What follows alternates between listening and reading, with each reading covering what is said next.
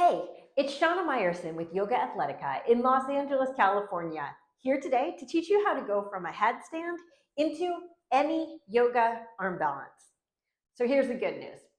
It's a lot easier than you think it is. Here's the bad news. It all comes back to physics. Listen, the reason why most yoga practitioners struggle with a lot of the transitions in yoga is because they're not thinking, they're just doing. Now, I'm probably the biggest Nike fan on earth. However, yoga is not the place to just do it. You gotta think it.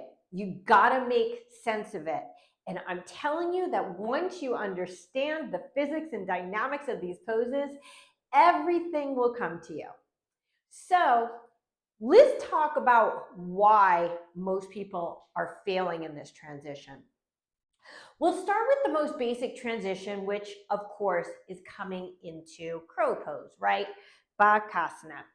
So we're always going to do this from a tripod position, unless of course you came from like say Shirshasana A and moved your hands into tripod somewhere in the process, which is also a thing. So here are some of the mistakes.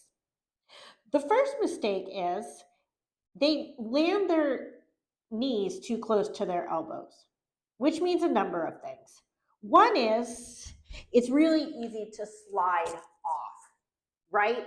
If I'm here on an object, it's gonna be a lot easier to slide off than say if I am here and I would have to slide all the way.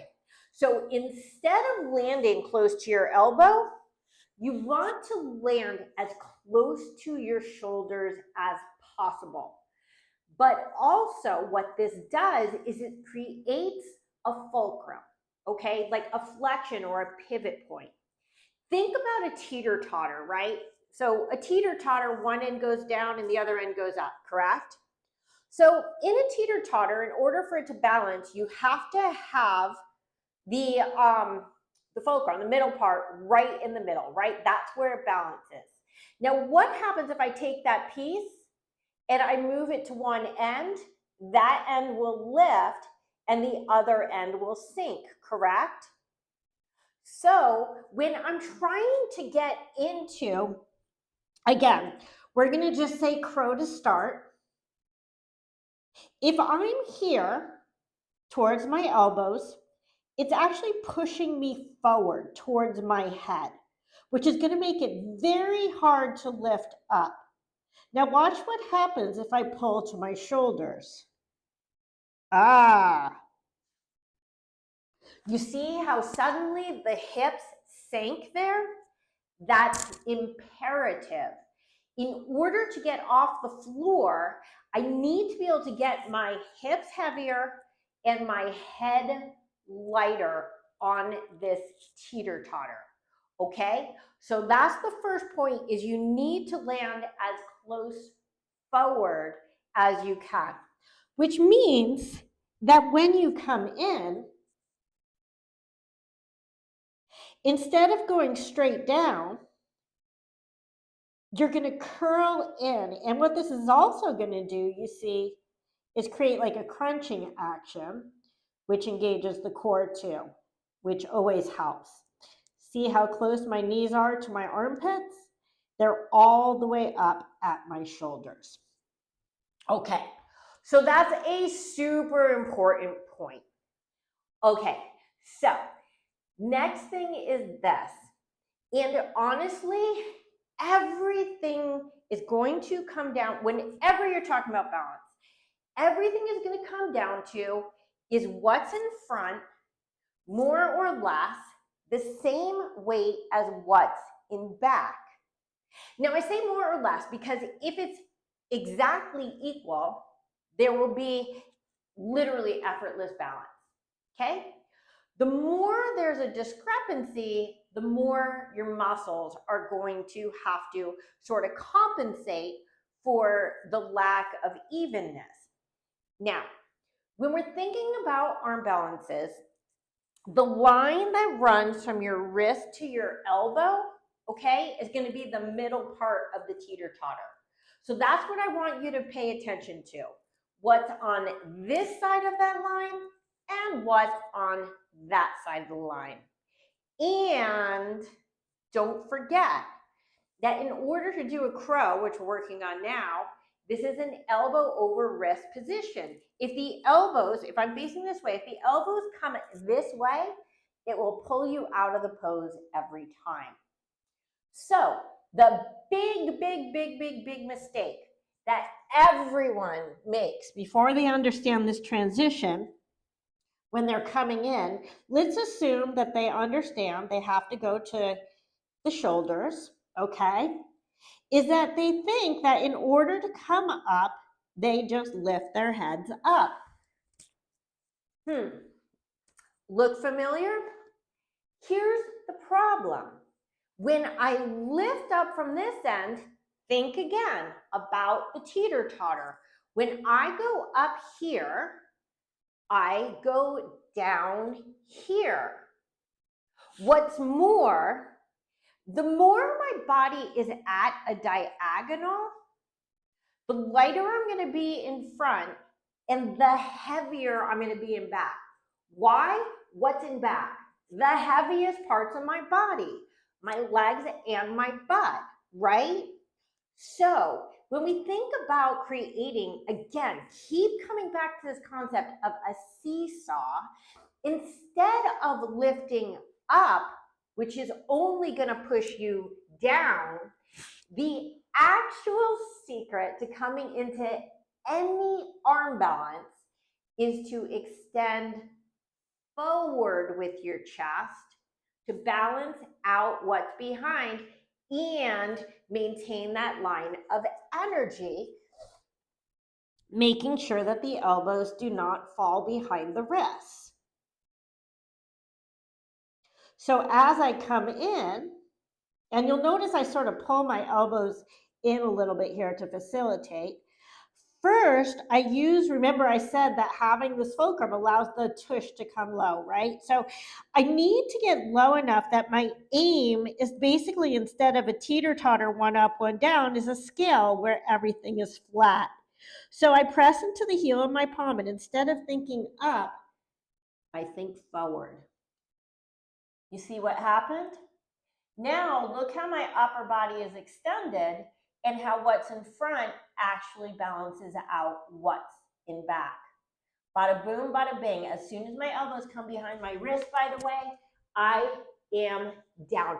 This is the death knell of arm balances, is taking the elbows behind the wrist. Now, before I go on, just know I have a much more comprehensive video about headstand to crow pose specifically. So check that out. But today I'm talking in generic terms so you can understand how this all works. So let's talk now about a very similar pose, or at least a similar name. It's really not that similar, which is my side crow pose, okay? Now, in order to get into any twisting pose, okay, I'm gonna have to twist in the air, and I'm gonna have to twist pretty strongly. So if you already have challenges with your twists, coming in from a headstand may not be your thing yet. So once I'm coming into side crow, now if you know how to do side crow, and if you don't, I do, honest to goodness, have a groundbreaking video on how to do side crow. But the key to side crow is not in lifting at all, it's in pivoting the hip. So you have to understand that even coming from just the floor, this pose side crow is not about just lifting the legs behind you the way, in theory, on the most basic terms, a crow pose would. Okay, so I bend my knees, okay, and I twist deeply. Now remember, where do I want to land? As close to my shoulders as possible. So I curl in the same way I did before, and I take it to my shoulders. Okay, now remember, hips go low, and what do? I go forward, right? You see how that extension, look how far forward my upper body is, because look at all the things that are behind me. including my behind. I know that this is not a natural action. Again, if you don't think up will always just keep happening as lift up, it is not that. So here's what's interesting. I'm just going to do one more today. And again, this just applies to all the arm balances. It's all the same stuff. And when we're working on koundinyasana number 1, which is very similar, quite honestly, to side crow, because it is a twist with the bottom leg on the arm. But with this one, what's interesting is, remember, what is the goal? Is to balance out what's in front and what's in back. What's the challenge in most arm balances is it's too much in back.